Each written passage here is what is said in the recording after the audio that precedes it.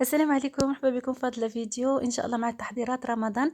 بغيت البنات نقدم لكم هذه الفكره ديال الفلفله حلوه. المهم البنات اللي كانت عندكم متوفره بزاف او لا المهم لقيتوها رخيصه، كتشدوها البنات تغسلوها مزيان مزيان مزيان لان كتكون فيها الدواء وكتكون فيها واحد الريحه خايبه من الفوق. المهم البنات غسلوها مزيان، ضروري تغسلوها، غتقطعوها هكاك مرصوات كيف كتشوفوا. ملي كتقطعوها هكا مرصوات كتشدوها البنات، ديروها هكا في شي صفايه، تخليها ولا شي شبيكه، تخليها تقطر غير شويه غير شويه البنات. صافي كتحتفظوا بها البنات في بلاستيكه في المجمد. مني البنات كتخرجوها من المجمد كتلقاوها البنات كما هي.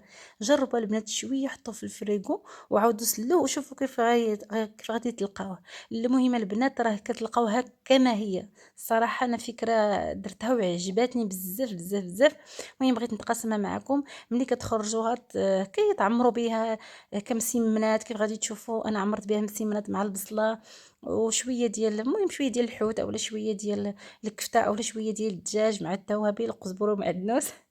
المهم البنات شويه ديال الزيت، المهم تشحروا كلشي. بغيتو تضيفوا شويه ديال الشحمه ضيفوها. المهم انا كيف كتشوفوا هكا في الشرموله. انا الشحمه راه ما ضفتها في الاول لان الا ضفتها في الاول مع التوابل دغيا كتذوب. المهم انا كفكره فقط بغيت نوصل لكم. المهم البنات تقدروا ديروها حتى الفلفله تعمروا بها كلشي البنات الصراحه. المهم كيف كتشوفوا من بعد ما شحرت كلشي ضفت الشحمه. صافي عجنت العجينه ديال المسمن. سرحتها مزيان بعد ما ارتاحت شويه، سرحتها مزيان قطعتها هكا من الجوانب. درت الحشوه ديالي كيف كتشوفوا. لفيتها الجانب الايمن مع الايسر هكا وهكا هكا غاديه طويتها. اولا تسرحوها هكايا عادي وتعمروها وطوها عادي بحال كيف كتشوفوا. صافي كطيبوها مع البنات بصحه وراحه. نتمنى ان شاء الله الفيديو يكون خفيف ظريف على قلوبكم وتعجبكم الفكره ديالي وتنال الاستحسان ديالكم. والسلام عليكم ورحمه الله تعالى وبركاته.